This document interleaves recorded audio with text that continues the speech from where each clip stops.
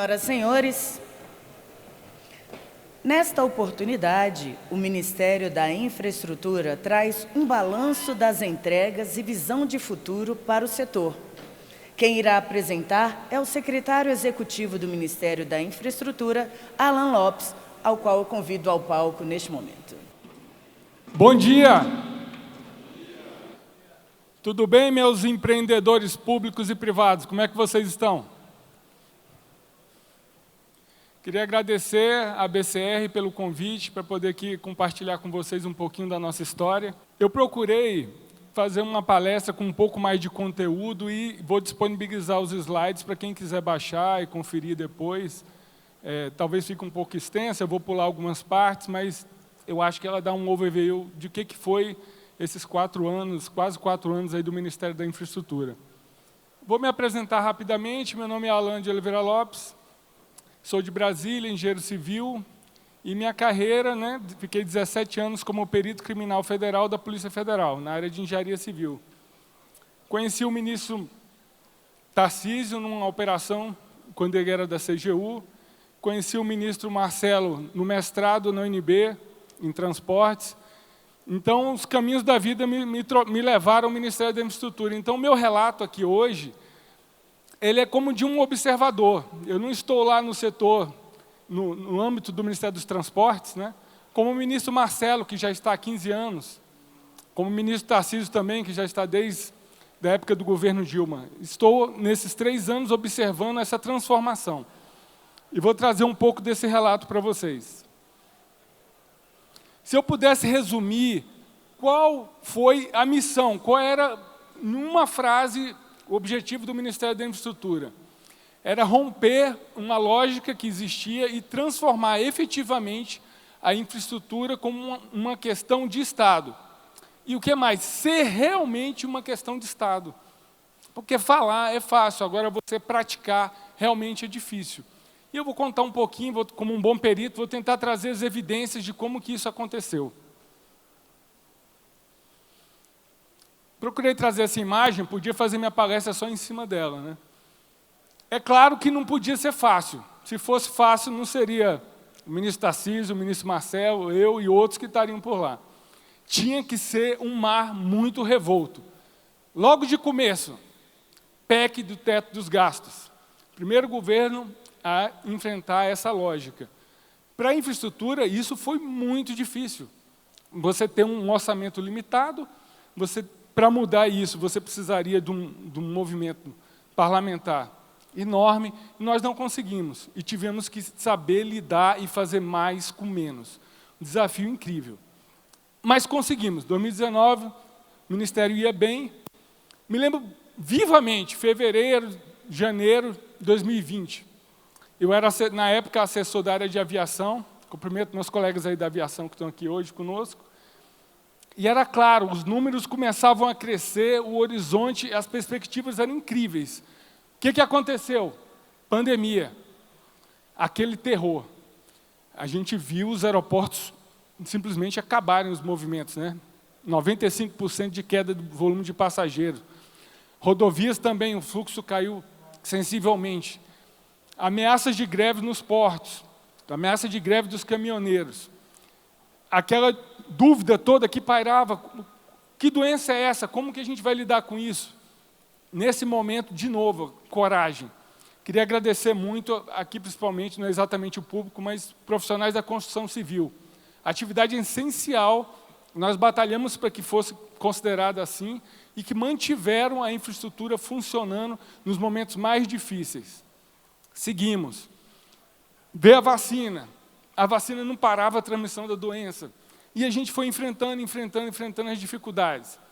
Tínhamos os contratos de outras etapas, de concessão, passivos dificílimos de serem resolvidos. O ministro Tarcísio, o ministro Marcelo e os demais secretários enfrentaram, buscaram soluções criativas para todos esses tipos de problema e fomos enfrentando. Quando a gente pensou que, não, agora vamos melhorar um pouquinho, guerra da Ucrânia com a Rússia, a subida dos insumos, falta de insumos, então, dificuldades sucessivas. Então, foi um mar muito revolto. Então, foi uma aventura incrível, tenho muito orgulho de ter participado disso E gostaria de parabenizar todos do Ministério da Infraestrutura, que eu estou aqui representando hoje, por essa grande jornada. Então, no comecinho, fomos chamados na Câmara dos Deputados para discutir as obras paralisadas. Então, olha a sinuca que nós estávamos. Nós teríamos que teto dos gastos por um lado, obras paralisadas, um contingente enorme, 705 obras ali do PAC que precisavam ser gerenciadas. E o que fazer? Aí que vem o método, vem a ciência, que foi um dos segredos do Ministério da Infraestrutura. A nossa Secretaria de Fomento e Parcerias reuniu um grupo de especialistas, aplicou uma metodologia de hierarquização e selecionou 207 projetos com uma série de critérios, aqueles que faltavam um pouco menos de recursos, os que dariam maior retorno social e assim sucessivamente. Com esse plano, pôde-se racionalizar em cima daquele orçamento limitado. Ah, mas Alain, então vocês ficaram só com o planejamento central de Brasília. Claro que não. Como bom perito, temos lá as nossas agendas do secretário, dos ministros, com centenas de reuniões em que recebemos parlamentares de qualquer espectro político, investidores, representantes de associação. Para quê? Para que a gente pudesse fazer o ajuste fino, a gente não pudesse só se confiar no planejamento central. Então, com muita dialética, muita abertura, muita transparência, temos vários testemunhos disso, conseguimos ir priorizando e organizando a fila dos projetos e encaminhando-os. Esse foi, em linhas gerais, o segredo da parte metodológica. E tivemos vários avanços, vocês acompanharam. Procuramos melhorar a modelagem dos nossos contratos para que eles fossem mais atrativos, né? Era importantíssimo a busca da iniciativa privada, não só pela limitação, né, que eu acabei de me referir, do teto dos gastos, mas por uma convicção que a equipe tem de que a alocação de risco de infraestrutura fica melhor gerenciada no agente privado. Se o empreendimento, como costumamos dizer, ele fica de pé, é melhor que ele fique alocado a um agente privado e o Estado possa cuidar daqueles empreendimentos, daquelas ações que não são autorremuneráveis e que precisam de uma ação direta por meio de obra pública, por meio do nosso valoroso DENIT. Fomos trazendo várias inovações, a conta garantia, vai ter hoje uma palestra debatendo a questão do FIFO, tentando trazer uma maior justiça tarifária. Fomos tentando equalizar a questão dos custos da construção civil, evoluindo sempre que possível o sistema de custo do DENIT. O sistema de custo do DENIT, estamos tentando migrar para a área aeroportuária e assim sucessivamente. Estamos trabalhando no PL de debêntures, ainda não conseguimos a aprovação dele, mas uma iniciativa também inovadora que busca o quê? Facilitar, diminuir o custo do Brasil, aumentar a atratividade dos nossos empreendimentos. E, de novo, voltando à metodologia, sempre planejando. Vou falar um pouquinho mais na frente do nosso Plano Nacional de Logística, que tem um horizonte até o ano de 2035.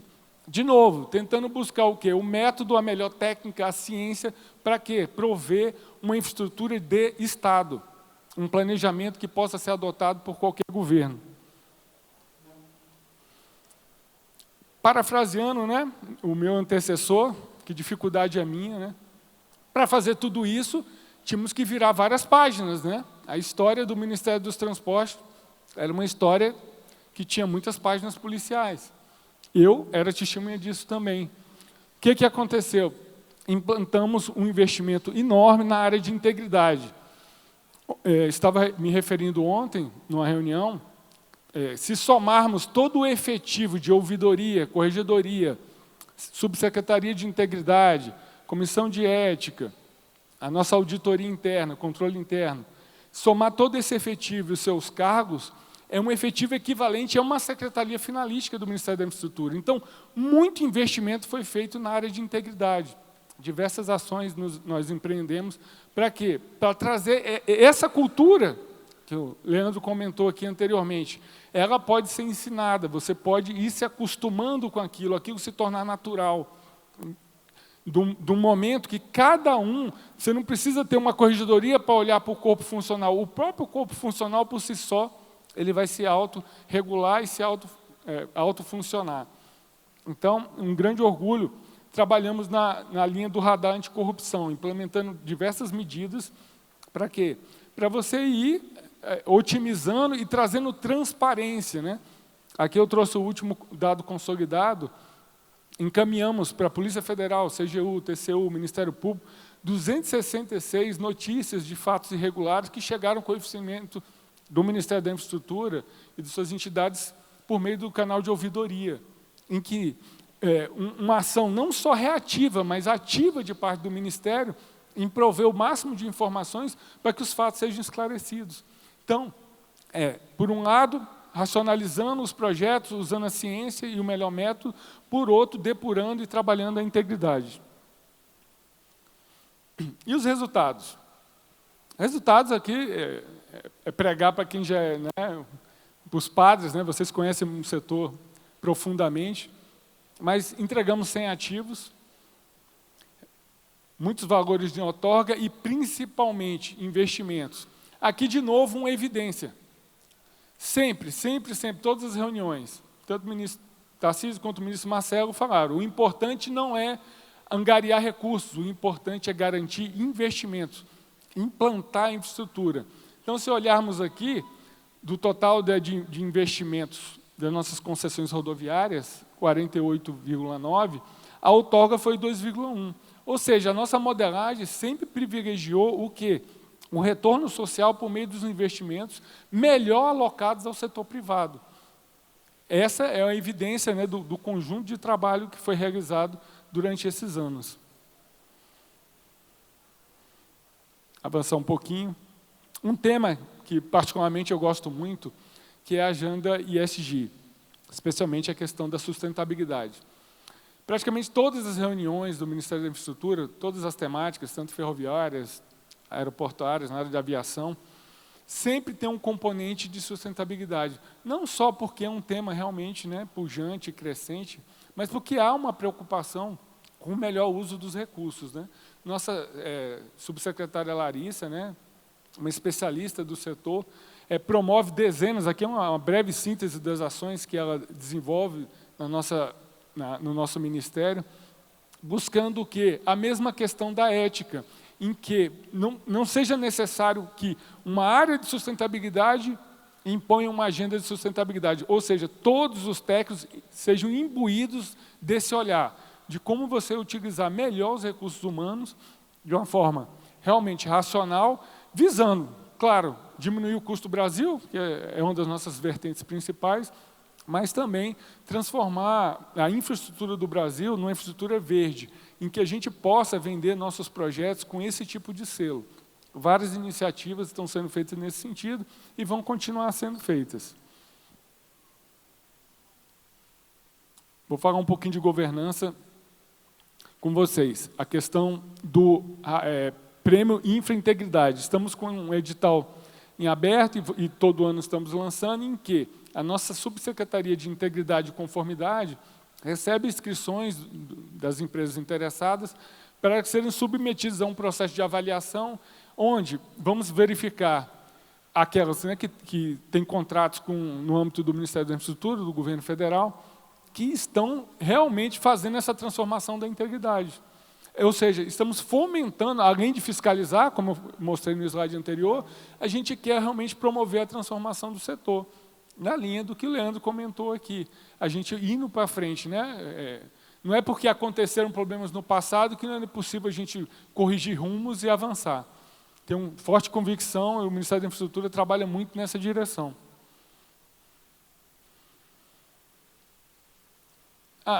Importantíssimo.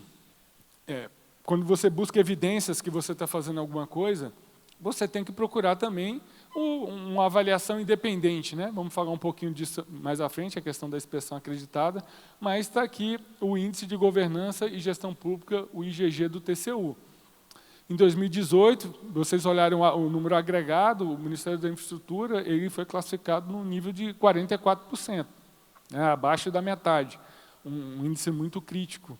E no último número, né, que nós recebemos da avaliação do TCU, passamos de 44% para 72%. É muita coisa, gente. É muita coisa e é um ente externo, totalmente independente, que está fazendo essa análise sobre o nosso trabalho. Se você observar aqui, o índice de governança pública, em 2018, era 39%. Olha para quanto foi, mais de 100% de aumento. Então, isso é um reflexo exatamente de montagem de equipes técnicas que são efetivamente voltadas à implantação de infraestrutura. Eu vejo nos olhos dos colegas como eles são apaixonados pelo que eles fazem, como eles querem realmente fazer a diferença, não serem parte de uma geração perdida, parafraseando o ministro Tarcísio. Então, essas evidências ajudam a mostrar todo esse esforço que eu falei de investir realmente na questão da técnica, da governança e da integridade. Perspectivas de curto prazo, vocês todos acompanham, já sabem, mas fica um registro. Temos grande expectativa, né, com os leilões aí, BR-381, Rio BH, que estão realmente muito avançados. A gente tem uma expectativa de, junto com a parceria com o governo do Estado do Paraná, com as rodovias do Estado do Paraná, alcançavam mais 60 bilhões de investimento, aquele total que nós já comentamos recentemente. Ou seja, a perspectiva, novamente, continua muito promissora. E é importante isso, que a gente não caia o ritmo. A gente precisa continuar o quê? Diálogo com o setor. Precisamos continuar o quê? O diálogo com o TCU, que se tornou um grande parceiro do Ministério da Infraestrutura. Dezenas e dezenas de reuniões são feitas com eles para o quê? Transparência. Eles podem nos ajudar a melhorar a modelagem e nós podemos esclarecer muito mais rapidamente eventuais dúvidas que eles tenham e acelerar os processos. Então, o importante é não parar, é continuar e continuar avançando e avançando rápido. Aqui em linhas gerais, vou deixar os slides aí sobre os lotes das rodovias do Paranaense, para quem tiver curiosidade, em que a gente está sempre tentando modelar de uma forma que se adapte a cada realidade. Esse painel também deixa a título de registro das perspectivas de curto prazo. A aviação, atingimos agora já 90%, quando a ENA assumiu o bloco de Congonhas, 90% do tráfego aéreo no Brasil vai estar sendo operado por entes privados, que era o objetivo, essa foi a nossa meta, né? Alocar o risco, né, da provisão da infraestrutura ao ente privado e fortalecer a regulação do Estado. Continuaremos avançando, agora que a maior parte da malha da Infraero já foi concedida, vamos avançar sobre o quê? As questões dos aeroportos regionais, como melhorar, como acelerar o fomento dessa malha que vai alimentar os aeroportos principais. Podemos trabalhar no modelo de PPP, ou mesmo de concessão, ou estudar um novo arranjo para a Infraero.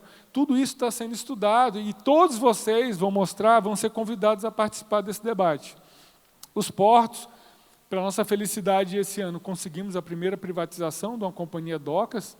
Era realmente um feito realmente inédito. Tivemos que buscar referências do outro lado do mundo, na Austrália, em outros lugares, para conseguir fazer essa concessão. E, se você observar, conseguimos lidar desde os investidores, os interesses dos governos locais, municipais, o interesse dos trabalhadores, ou seja, um amplo diálogo na busca de um consenso para quê? Para que a infraestrutura seja uma questão de Estado, sempre. Ferrovias, que se eu pudesse dizer que foi o modo que foi mais investido tempo, horas e esforço, foram as ferrovias. Há um enorme desejo de mudar realmente a matriz de transporte, alocar melhor os riscos do transporte, seja por uma questão de acidente de trânsito, seja por uma questão ambiental, que as ferrovias têm essa capacidade. Fizemos as renovações antecipadas, que vocês conhecem, implantamos o marco das autorizações ferroviárias e vamos continuar avançando com a relicitação de eventuais trechos ou contratos que não estão performando adequadamente e a gente pode conseguir o que, de novo? Uma solução consensual, amistosa, que seja melhor para o Estado e para a sociedade. E as rodovias, temos aí no pipeline uma série de empreendimentos que poderão, né, ser o carro-chefe nos próximos 4 anos, a depender, né, do levantamento que estamos realizando exatamente nesse momento. Aqui um breve resumo, né? E tudo isso que a gente colocou mostra o nosso desejo de ter a parceria com a iniciativa privada, a evidência, né? Se a gente conseguir concluir em 2022 o que está planejado, vamos chegar a 200 bilhões em investimentos contratados, um contraponto às nossas limitações de orçamento pela PEC de teto dos gastos, que fica ali entre 6 e 7 bilhões de reais. Realmente, eu acredito que foi uma missão muito bem cumprida pelo Ministério da Infraestrutura nesses anos. Mas temos muito a fazer. Como eu comentei, já realizamos o planejamento integrado de transportes, o PIT, que gerou o PNL de 2035, e ele tem uma lógica um pouco diferente. Qual é a lógica dele? É uma lógica de planejamento contínuo, ele está em constante revisão. Então, ele foi alimentado com a base de dados, com as informações disponíveis, tem um ano base de 2017. Ele vai gerar planos setoriais, que estão sendo desenvolvidos ao longo desse semestre, e que vão sendo revisitados, né, em ciclos de 2 anos, uma hora o PNL, outra hora os planos setoriais. Ele produziu 9 cenários em que você vai avaliando o sucesso da implantação de uma política ou de outra, e esses cenários nos produzem uma perspectiva, uma expectativa que vão ser as novas metas, né, do Ministério da Infraestrutura para os anos seguintes. Quem quiser maiores detalhes, né, é só acessar esse código de barras e vai ter o link lá para você acessar toda a documentação.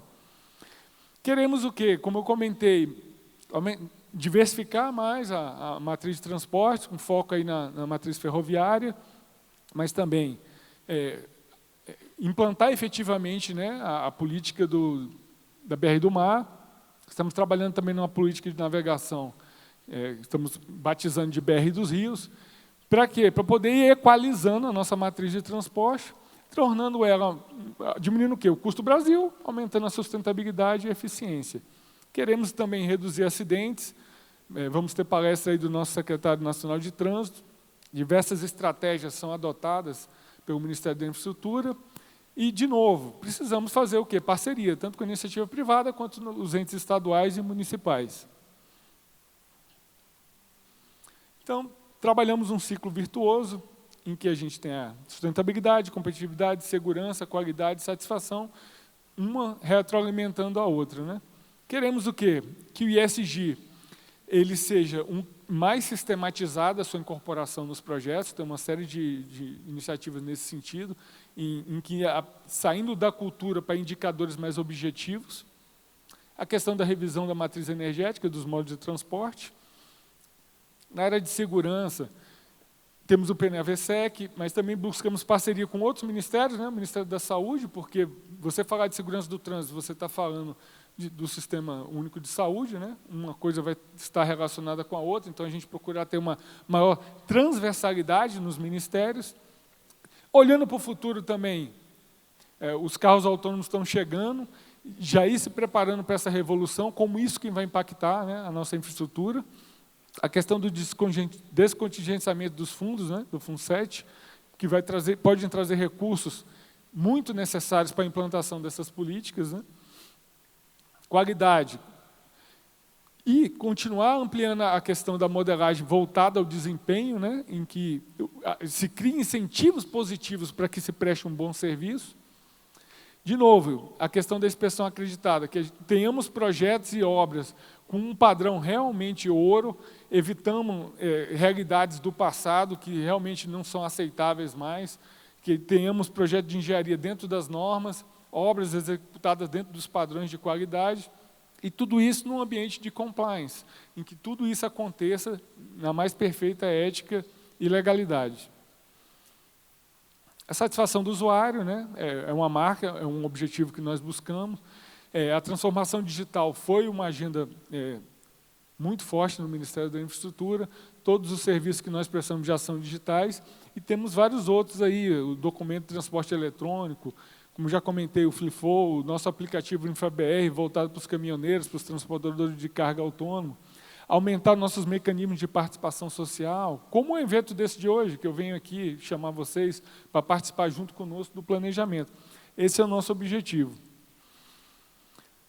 Então, temos algumas agendas, né? Eu destaco a questão de estudar corredores estratégicos, aumentar nossas parcerias com os estados, estudar modelagem, saindo um pouco do modelo só de corporate finance, estudar modelagens inovadoras, né? Project Finance ou PPPs realmente, melhorar a questão da alocação de risco de precificação de combustíveis e trabalhar, como eu comentei, a flexibilização do orçamento da União na questão do teto dos gastos. É um desafio que vai ter que ser enfrentado, como fazer isso com responsabilidade fiscal, sem nenhum tipo de abuso, sem nenhum tipo de aventura. Esse é um trabalho que está sendo desenvolvido, está sendo estudado, e em breve vocês vão ter notícias sobre isso. E o pacto, né? Quis trazer essa imagem, porque o Ministério da Infraestrutura quer um pacto com o setor, com todos. Nós não podemos, né? Como eu falei aqui, só ficar como um bom perito, eu não posso trazer só evidências positivas, eu tenho que trazer as evidências negativas. Ainda temos rodovias assim no Brasil. Isso não é aceitável, não podemos aceitar. Não podemos nem um dia aceitar isso, a gente tem que continuar constantemente lutando para que isso não aconteça. Seja uma obra de uma concessionária, seja numa obra pública, temos que buscar essa solução. Então, o que precisa melhorar? O Ministério precisa melhorar? A agência precisa melhorar? O setor precisa melhorar? Será que o setor pode se autorregular? Porque se o Estado vem e aperta a regulação, o setor reclama. Então, talvez o mercado não consiga criar mecanismos de autorregulação que nos ajude a evitar esse tipo de realidade, que isso tem que sumir, isso tem que ser eliminado, e essa vai ser a nossa busca constante. Então, amigos, estamos agora, como eu falei, coletando sugestões e informações do nosso planejamento estratégico, essa revisão que eu acabei de comentar, por meio desse QR Code ou desse link. Qualquer um, setor público ou privado, pode contribuir e vai ser muito bem-vindo. Iremos fazer esse planejamento, essa compilação de informações daqui para o final do ano, e todos são convidados, né, a participar e colaborar do futuro da infraestrutura. Espero contar com vocês. Foi um prazer estar aqui com vocês hoje e sucesso!